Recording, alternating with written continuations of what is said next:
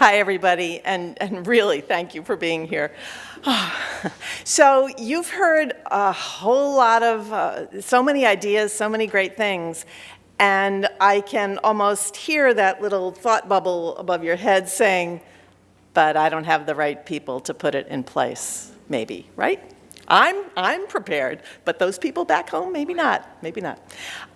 So as Rebecca said, I was a public library director forever, and 3 years ago decided to stop and help other people do courageous things. But what that also means is I can say things that it might be a little controversial or radical or whatever, and I can't get fired. So you're all going to benefit, hopefully, from that. So if I say some irreverent things, it's okay. I want you to both stay awake and to think hard. So basically, what's the problem? Why are we even talking about hiring? Well, I came up with these 3 things, and you can probably come up with even more, but I don't know about you, but I've seen tons of job openings, and I know that the resumes that are landing on your desks are not necessarily the ones that you want. Also, the library world is just flipped from being about objects to being about people, and we haven't caught up with that.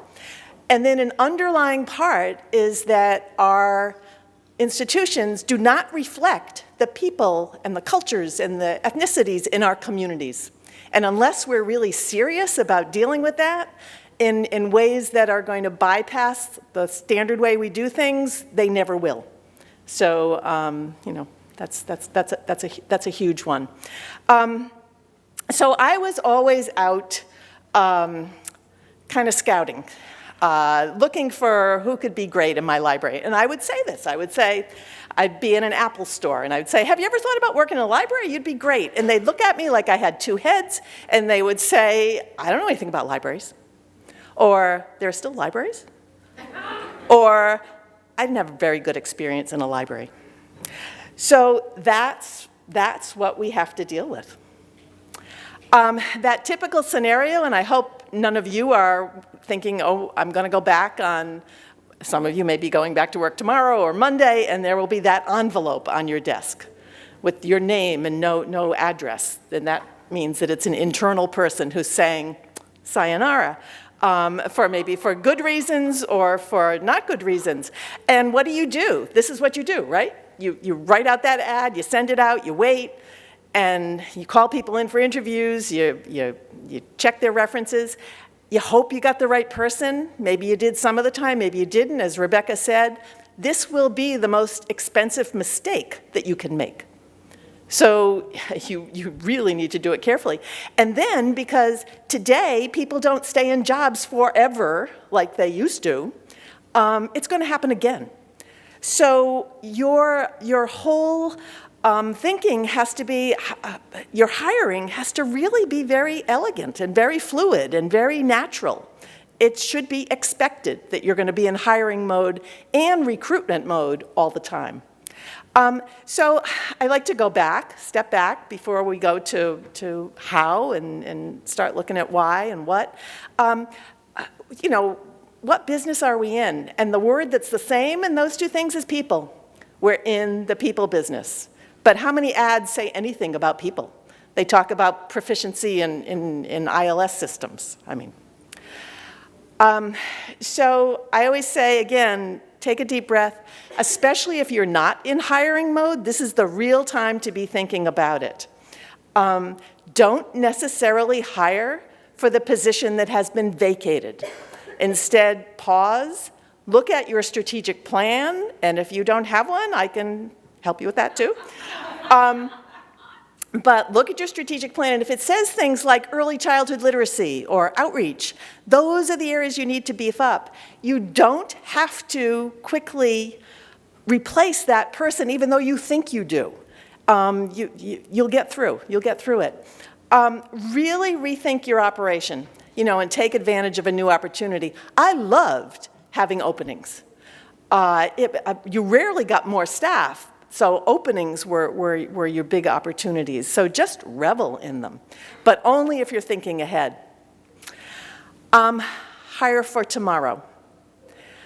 Think about what's next for your institution. If you're going for self-check, if you're removing those desks, big desks, which are huge barriers to our service, please remove those desks. Think about, is the person that I'm looking for going to be able to deal with that? If you're working with new citizens, you have to find someone who understands how to work with people who come from a different culture. If you're installing a makerspace, a cafe, think about the people and how they're going to work in under those circumstances. But a lot has to change. And I know some of you are going to say, well, I've got this, this whole system that I have to go by. You can talk to the people who have put those systems in place and let them know that if I don't change it up, it's going to cost us more. You have to start the conversation someplace. Job titles. I mean, we have some god-awful job titles. And some of them are really bad. They're like LA3 or something. Instead, put your own words to those titles. When we decided, I was in Westport, Connecticut, when we decided we needed to just, rock the whole innovation world, we hired a head of innovation. We just called him that. So whatever you need, just figure it out. When you change titles, you're saying what you want, what you expect of people as well. We changed our head of reference to head of learning and discovery. That was a whole different kind of person who was interested in that kind of job. The pay. Do as much as you can to make it wonderful, but it's not just the paycheck, it's also the package of benefits and all that, and really think hard about that. Recruitment mode. Don't put out the ad and wait. Always have your head up looking for who you want, whether it's at conferences like this, or people in your neighborhood, people that you see working in other areas, and we'll talk about that in a minute. And then you have to change the interview process, and I'm going to tell you that. So the elephant in the room often is, do you need an MLS and do you need library experience? You can probably guess what I'm going to say. I think that the MLS is a wonderful thing sometimes. Sometimes it's, okay, I've got it, now I'm done. So you want an MLS person with a great learning attitude. And people who don't have MLSs, they can get them. All of us did, right? Or many of us did. Library experience, I would rather not have library experience. I would rather have other kinds of experience and layer the library part on top of it. Because unteaching people, is that a word, is harder. We know best what we learn first. And to validate what I said, this quote was in Library Journal this past month. Our Librarian of the Year, Sky Patrick, said, "This field needs to make more room for people who are not your typical library types, because we need to represent our communities and understand what our communities are thinking." So places where I have looked for possible people, the airlines. Anybody, my absolute best administrative assistant was an airline attendant. If you can keep people happy in the air, anything that happens in a library is a piece of cake. Phone stores, you can go into those places and watch people deal with people with their problems with their phones, and the Apple store. Oh my goodness, you get someone who's already been trained by Apple and you're golden.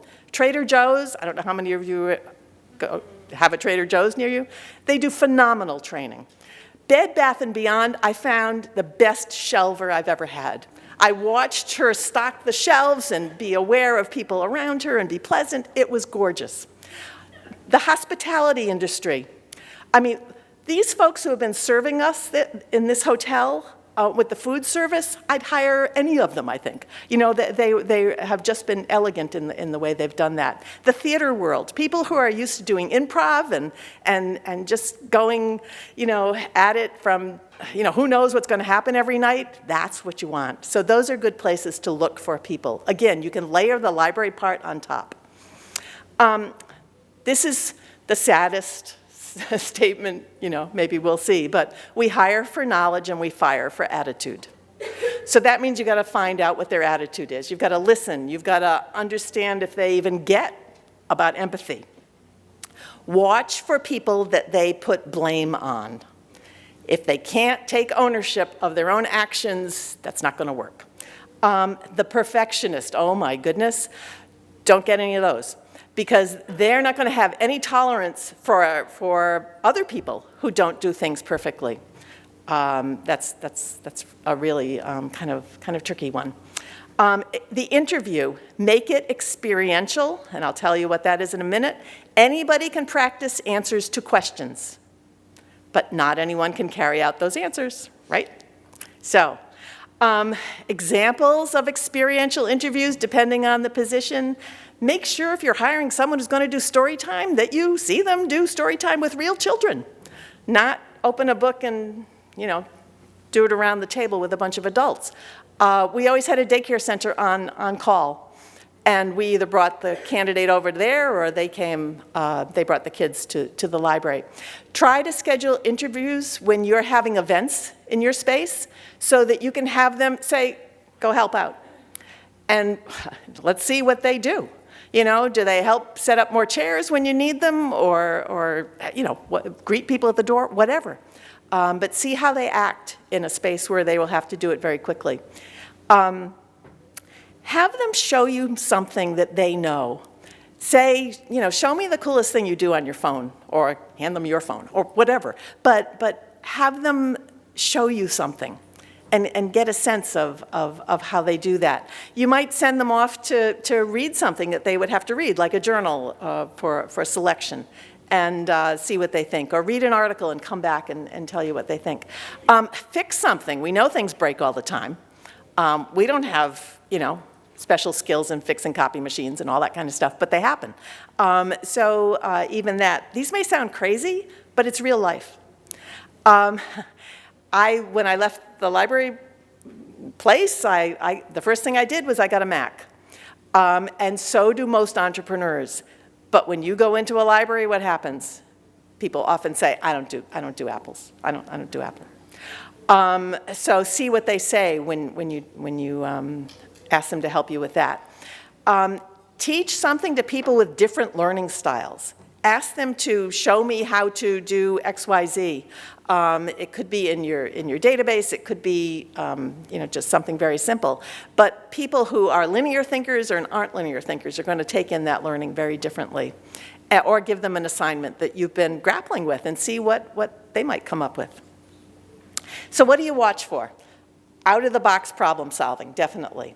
Stepping forward when you're putting them out with people as opposed to stepping back. Can they do eye contact? Eye contact is a huge problem these days. You've got to have eye contact. The ability to say hello rather than how may I help you. I think how may I help you is the most thing that we can say to somebody as they walk towards us. It's like, nice to see you, Calm down. You'll get to that if you do the first part right. And then notice if somebody after their interview with you says how exhausted they are, say, forget it, because this is nothing compared to a real day in the library, right? So you are going to sit down with them besides watching them do stuff. Ask them about their community knowledge, whatever your community is. The more they have, the better. That's what you're going to mine from them. Where do they go to the barber shop? Where do they go to the laundromat? Where do they stop and do their shopping? What groups do they belong to? Well, you have to be careful about doing that, but scratch that. Who do you volunteer with? Get a sense of their knowledge of the community. Never, ever, ever frame a question, what would you do if? Instead, flip it to tell me about a time that. You can't make that up. Tell me about a time that you, whatever. Ask about their first jobs and what excited them. That's going to tell you a lot about who they are. Ask what they love to do outside of work. I once had somebody tell me that they were a DJ in college for their radio station. Little did they know, we were thinking of starting podcasting. We weren't advertising for a podcaster. We said we needed DJ experience. They didn't know that, but we did. So the more you can get out of them and find out what they know how to do or are excited about doing, the better. These couple are tricky. Ask about past feedback that they've received. during performance interviews and how that impacted their performance. You're going to hear really interesting things. And if they say, oh, they told me this, but they were wrong, you know, or you know, you're going to get interesting answers from that. And ask them what has held them back and what they're doing to change the situation besides applying for the job with you. But what has held them back in their careers? You'll get some interesting answers too and some insight into, again, how much ownership they take over their own destiny. Phrases to watch for. I don't know how. That's not like an allowed phrase anymore because we're all 5 minutes smarter than we were before because we can look it up. So I would say to them, I'll give you 10 minutes, come back to me and tell me. And if they can't, then they're not meant to be there. I'm not a blank person. You know, you fill in the blank. A lot of that is I'm not a Mac person or I'm not a whatever person. But if your customers are, you have to be. So you're looking for people who don't shut themselves down. I like to know what I'm doing each day. Good luck. No 2 days are alike, and I'll need time to prepare. That doesn't happen very much either. So, you know, a couple more phrases. I read only blank. It wasn't my fault, whatever happened. I don't understand how there shouldn't be any theys in their language. If they're not being inclusive, you have to be careful. And then finally, the decision. You know, making decisions is really hard. I'm the eternal optimist. I would look at someone and say, oh, I can change you. You can't. So I would bring in others to help me make decisions when it wasn't an obvious one, and really sleep on it. Really picture them walking into the space, you know, greeting people, going through, you know, their day. Just visualization really was helpful as well and slowed it down. I remember reading that the New York Times had a policy of hiring the best writers, and then they moved them around. I don't know how many of you read, Frank Bruni writes an editorial, an op-ed piece. He wrote restaurant reviews before. That's what he started writing. So try to hire the person and then figure out what they're going to be doing, because what they're going to be doing is going to change. And I often found great people but didn't have a position yet, but I knew that I wanted them.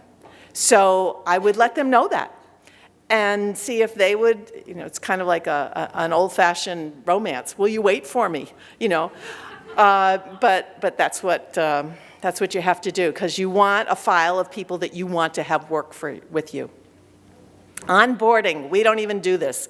We're lucky if we tell them how to get in the door and give them a key the first day, right? So that first month, 2 months, that should be all laid out in an outline of how to make them comfortable in your organization.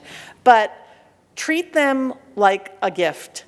Because they're going to bring up stuff that you're not going to have thought of before. But if you shut them down and and immediately start training them on how you do things, that's not going to happen.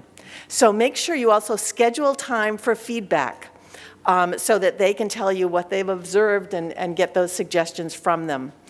And then, I'm using a euphemism here, but prepare them for the people on the staff who are what are nicely called the tradition keepers.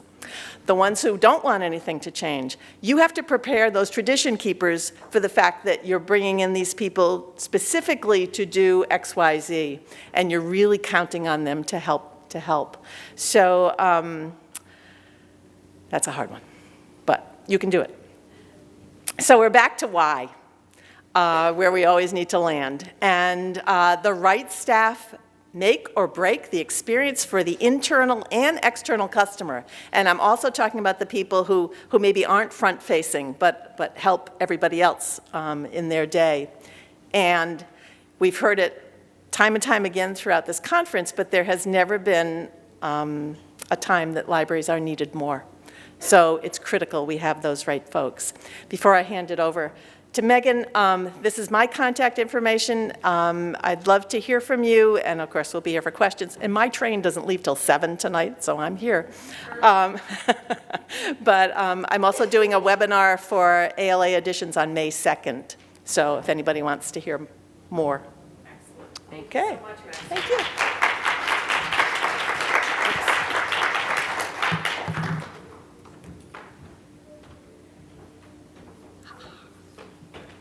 No.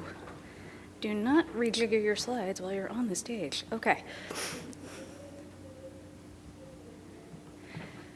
So how many people in the room have other duties as assigned on their job description? Yeah, I thought so. So this whole presentation came about because I had a friend who was applying for a job and had never seen that before, and I was like, oh, she was afraid of it. And I was like, no, no, no.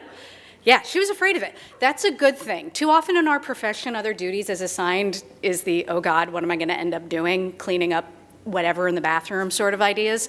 But no, you can see that as a good thing. So my personal story to start with, I got a job in tech services. That's where they were hiring when I was looking to go to grad school. That's where I could get a job.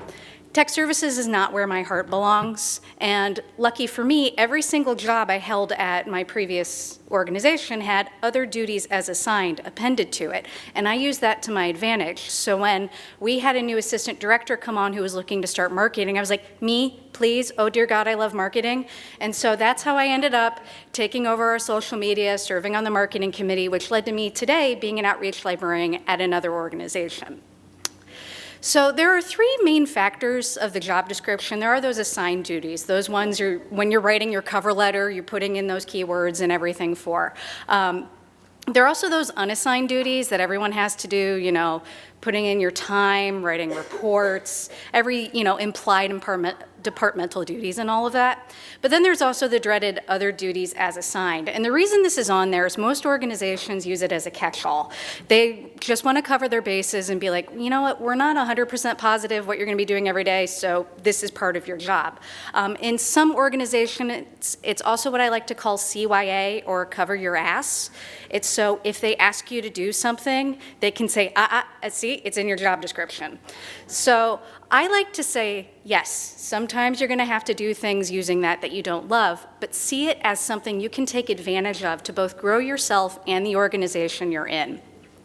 So why do you want to take advantage of other duties as assigned? Well, one, you want to grow your own skills, and you also want to grow your benefit to your organization or your library. Stagnation is just death in your career these days. Part of the reason why most people don't stay in the same position for long is because they get bored and they want to find something else. And so having this other duties as assigned gives you a chance to find meaning and purpose in what you do, because you can say, you know what, I want to try this because I think I'm going to enjoy it and it's going to help us out as an organization.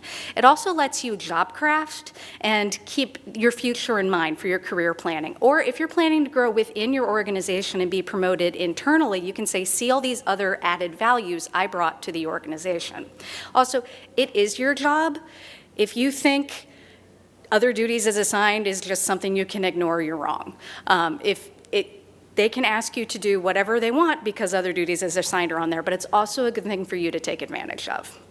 Okay, but how?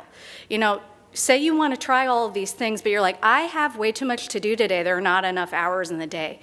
I can guarantee you, you have time somewhere. You just need to look at what you're doing. So there is preparation and planning before you start taking on these new things that you want to try. So what I have on the screen here is called an Eisenhower matrix, and I would always recommend once a quarter at the very least, I really think once a month, sit down and list out everything you have to do, every project, every daily task, according to, is it important and urgent? Is it important and not urgent? Is it not important and urgent? And is it not important and not urgent? Honestly, that last one, if you've got anything on that list, why are you doing it? Like, what's the point? So reevaluate your current task load. You know, not everything you're doing needs to be done or needs to be done by you. If you've got an intern or someone else in your department who can handle something else and like it, feel free to hand it off to them so you can find other time to do these fun other duties as assigned. Ask yourself why you're doing something as you're doing this as well, and then if you can't really articulate how that connects to your personal career or the benefit of your organization, really evaluate why are you still doing it. Also, find time to streamline, prioritize. Sometimes you can just look at something and be like, oh, that could be automated. And so you can find time in your day to do these other duties as assigned. So getting started. listen and ask first. Before you jump in and try to take on any new assignments, just get a handle of what's going on in your organization and also ask yourself a few questions. And you can do this, by cross-training with other departments, by finding a mentor within your organization, doing some career coaching both internally and externally of your organization, doing informational interviews. Like I was in technical services, but I really liked public services, so I was constantly having lunch with our access services librarian, just asking questions. And we also developed a great friendship that way, so you find some fun people. You can also do some project work. Say there's a project and they're looking for other people in different departments to lend a hand with whatever that is or an event. Just go ahead and volunteer, Sometimes it's only an hour of your time. This gives you a chance to not only review the needs of your organization or your department, it also gives you a chance to discover if that's something you like or if you have a hidden strength in that area. So obviously, if you're using these other duties as a sign to benefit yourself, you also want to show how it's benefiting your organization. The easiest way to grow yourself in your career is to show how you've added value to your organization. So ask a few questions of your organization. What needs to be done? What does the organization want to be doing? Where do they see a skill gap internally that they want to be filled? What are their priorities? Or what are your unused strengths that they could be put to use elsewhere? Back when I took over our social media, it was just an IFFT constantly kicking up things from our blogs. There are just a lot of finding aid links being posted to our Twitter account, and you can imagine how dull that is. And so I was like, you know what? I love Twitter. I'm pretty good at it. Let me take it over and see where we go from there. So not only was I finding more purpose in my work connecting directly to the students at our organization, but our Twitter account was better served for it. We had more people coming into the library because of it. So there's the added value. And so some activities you can take just to get a handle on this, talk to your management and administration, see where their goals are, where their mission is, where they want to head in the future. Show the value added. Before you take on anything, show how it's going to benefit the organization. Network internally. You never know what you're going to hear if you're just talking to people at lunch or in the break room one day. See what they've got going on that you might be able to lend a hand with. Solve a problem. If there is something that's constantly coming up as a problem in your organization and you know how to fix it, show how you can do that. Discuss the benefits of why you're doing it. If you're going to save, internally or externally a ton of time, people are going to love you. And I'm going to put a caveat on this. Depending on where you work, just try it and beg forgiveness later. Back when I ran the stacks, we had a bunch of old book carts. And there was this online webcomic called Unshelved that had a Pimp My Book Cart competition. So one day I just decorated one of our book carts. Turns out that was a great idea. We turned it into a display. The students loved it. It was all over the place. I'm very sad that that webcomic no longer does that competition. But sometimes it doesn't hurt to just try something and see what happens. So how to benefit yourself? Well, ask yourself, what do you like doing and what do you not like doing? If you are in a career where you're like, I'm here, they pay me, but I don't really like these other things. See if you can find a way to add something you like to your job so going to work every day is not a chore. Ask yourself, in an ideal world, what would I be doing? Like, if you could rewrite your job description, what would it say? Where do you see yourself in 1, 3, 5 to 10 years? Look further down the road and see what skills you're going to need in the next 3 to 5 years. What are your strengths? And also, what skills would you like to grow? It never hurts to just try something new. Even we've got Lynda, we've got Google, all of these, or YouTube, all of these fun things. You can find ways to grow your skills that might be applicable not only in your personal life, but in your professional life. So some activities you can try for that. Obviously, career plan. If you're not thinking 3 to 5 years ahead, you're going to stagnate because you're not thinking, okay, how can I grow myself? Identify your own personal skills gap. If there's something you struggle with every day, just try to learn about it. Obviously, we're all librarians. It's what we're here for. We're lifelong learners. Talk to management. Just one of the reasons I was able to take over a part of our marketing is because I told my boss ahead of time, you know what? I'm fine with the job I'm doing now, but what I really want to be doing is working in marketing. And she kept an eye out for projects for me because she didn't want to lose me in my current position. So she kept saying, okay, as long as you're doing your day-to-day assignments, fine. Yes, take over all of these other things as well. Go to classes, webinars, conferences. It's why we're all here. Professional reading. Also develop personal passion projects and hobbies and side hustles. You never know how those are going to be applicable to your future career. I had no idea that my interest in photography would now help me in my professional life. And once you get started, keep it up. Gather and incorporate feedback. Always make sure that you're checking in, that you're on the right track for your organization, or gather feedback from yourself. If you're trying something new and you're not really a fan of it, maybe just be like, okay, that didn't work. I'll set that aside and find something else to do.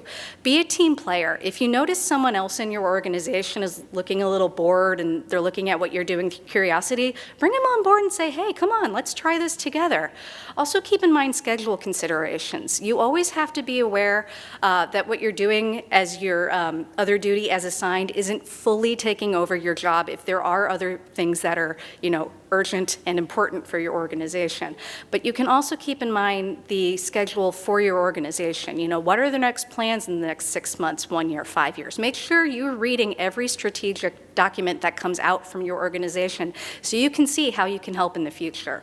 Also, speak up. It never hurts to ask. If you have a great idea, don't just sit there and hold on to it. Send your supervisor an email or just have a meeting with them, or even over coffee one day, just say, hey, I was thinking about this. The worst they're gonna say is no. And then you can try again, reword it, and maybe a month later see what they say then. Because if you have an idea, it might not be applicable now, but it could be applicable in the future, since libraries and our organizations are constantly changing. So what you want to do is create constant momentum so that this growth for yourself in the organization just becomes routine. And then set expectations. One of the problems with the other duties as assigned is it can get really easy to just start doing everything because you think no one else can do it. Don't do that. Start small and be incremental. Once you get the hang of one new thing, throw in something else, but also set boundaries. At some point, you're going to have to say, you know what? I can't do that right now. Be polite and pleasant about it, but set boundaries. And this also means learning to say no to yourself. Sometimes you want to try to do all the things right away, and that's just not possible. You will burn yourself out. So make a list of what you think the priorities should be and start working through it incrementally. Don't say, I'm going to do it all right now, because I can guarantee you it's going to be a mess. Seek balance. You're going to want to be like, okay, yes, I've still got the day-to-day stuff I have to do. I have these other side projects. So just be aware of those boundaries. And I will also say, respect the boundaries of others. If you need help from someone else in your organization, and this is one of those other duties as assigned, if someone tells you no multiple times, respect that. At some point, it just becomes easier to either do it on your own or work with someone else who is willing to say yes. So if you are a manager or supervisor, some tips for you: allow time for exploration. Let your staff try. It doesn't hurt. As long as the day-to-day stuff is getting done and is getting done well, just provide them time to do professional development. Maybe make those other duties as assigned professional development in and of itself. Encourage them. Say yes a few times. I know that can be difficult, but if it's low-hanging fruit and you think it might benefit the organization, just go ahead and say, okay, yeah, try that. The worst that happens is it fails and you're like, okay, that didn't work, let's try something else. Encourage staff to talk with others in your organization. Encourage cross-departmental cooperation in meetings and projects. That way, everyone's sort of staying on the same page and growing at the same time. But most of all, trust. Trust that someone's not just going to come in and ruin everything. I can guarantee no one really tries to do that in the office. If they do, you're going to fire them anyways. So trust that what they're doing is not only making them happy, but is benefiting your organization. And so I have some recommended reading resources. There are obviously a ton of places out there. For professional reading, when it comes to doing professional development, those are my favorites. Obviously, if you've got a specific area, you want your technical services journals and all that. But also don't be afraid to do general career reading that will share things like, these are the new up-and-coming skills people want and things like that. So those are just some of my recommendations. And the slides are online if you want to check them out. So it has my contact information and, yeah, obviously resources, because I'm a librarian. So. Question? Yeah. I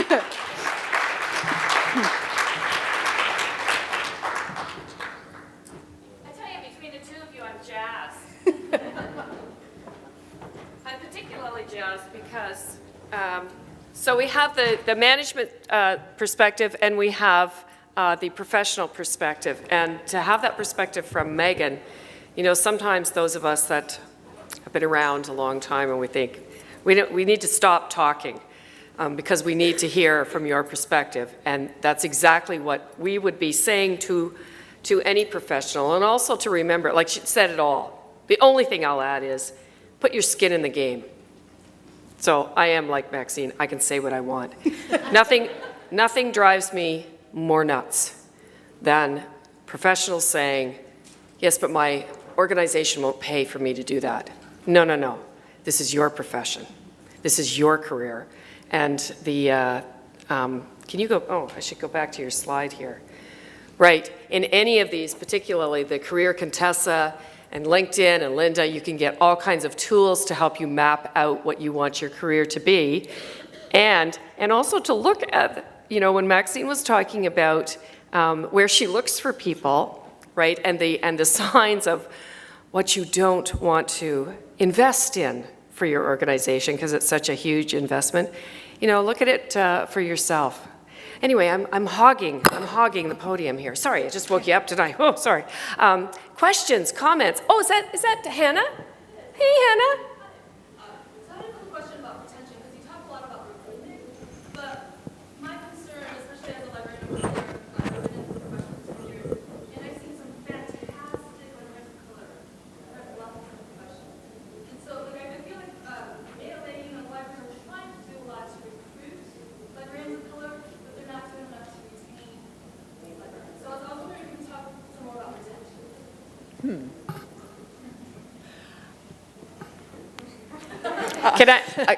I'll address that right off the top, and then you can think for a minute. And I couldn't agree more. We are losing librarians of talent. And I see it all the time. There are people that have gone into, of all colors, and I'm not I'm dismissing what you're saying at all. It's a huge problem within the profession of anybody with different types of thinking that maybe want to go and do some other things, or they're not demonstrating the qualities. Isn't that what you hear? You're not demonstrating the qualities that we're really looking for in this position.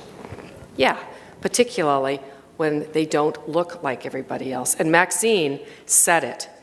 Our staff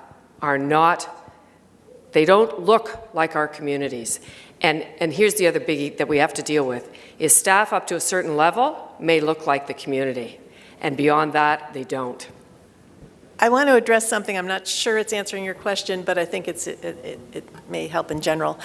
That just like Meghan mentioned, when you have an idea or a thought or whatever, making sure other people know about it, I think we sell ourselves short and don't let other people in our organizations or our city structures, whatever, know what talents we have.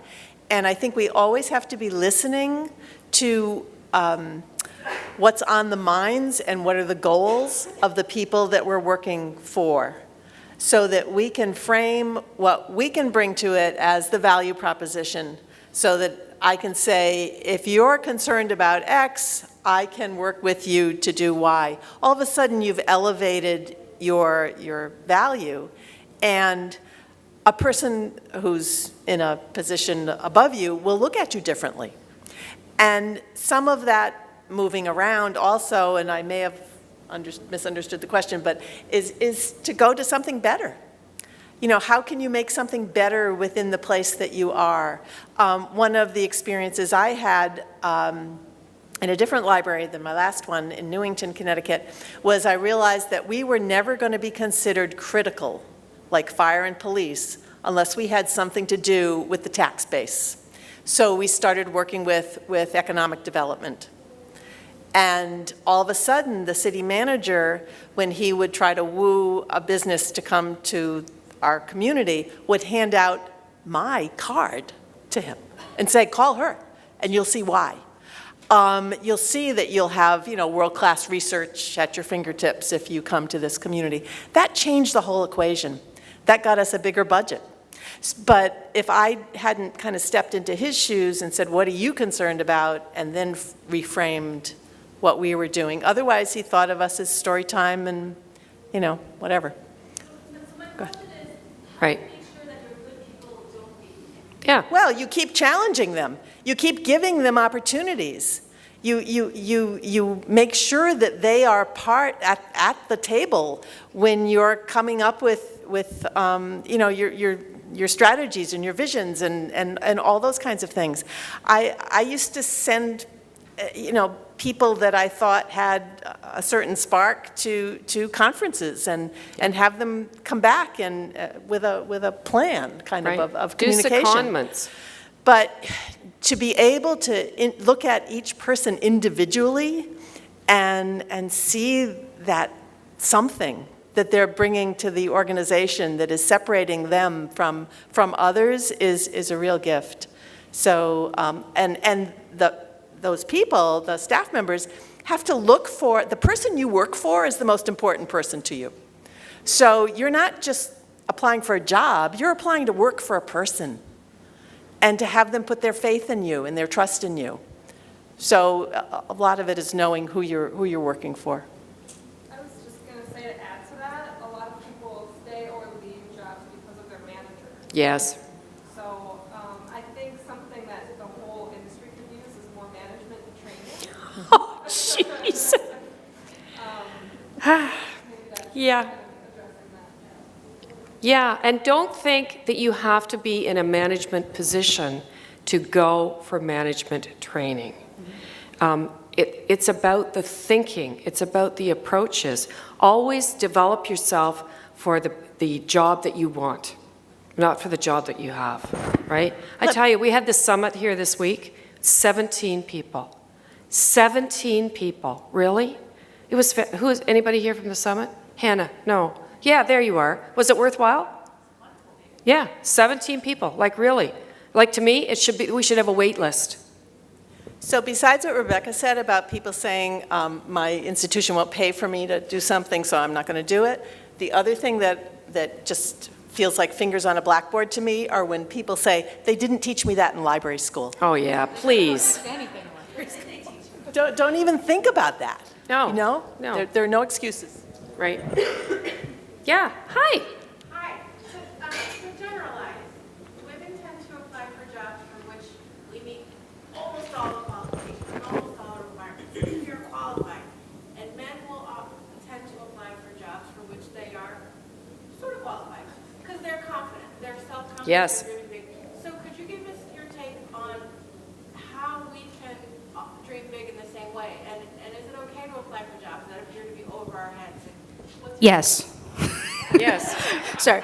I personally take a lot of pride in this because I've applied to jobs where I've maybe met 10% of the qualifications, knowing I wouldn't get them.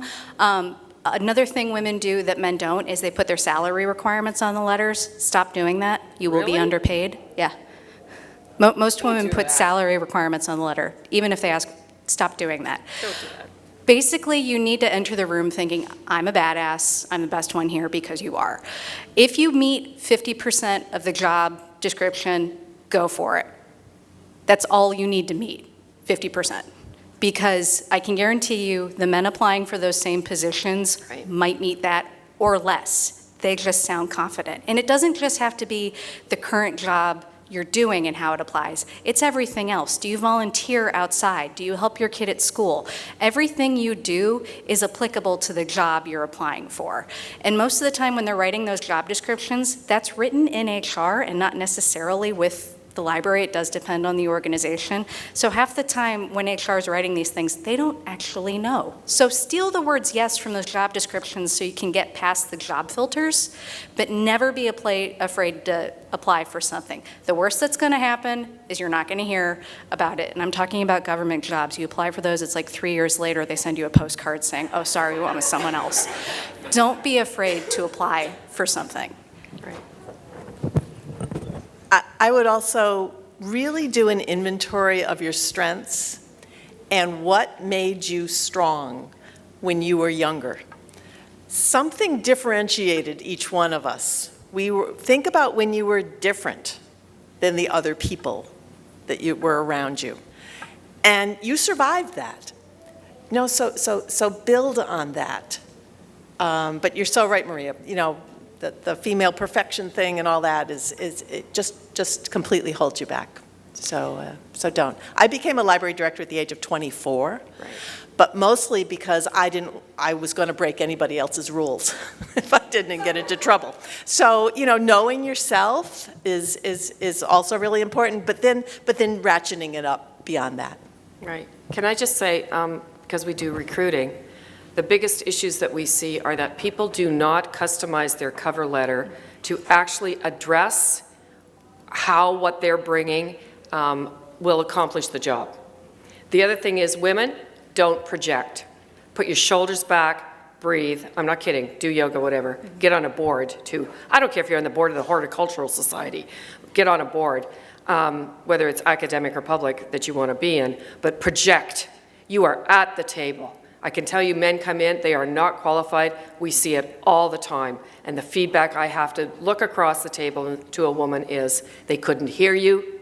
They didn't honestly believe that you would be able to present at X, whatever it was. Don't be afraid to take up space. Take up space. Take up space. We're taking up a lot of space, the three of us. This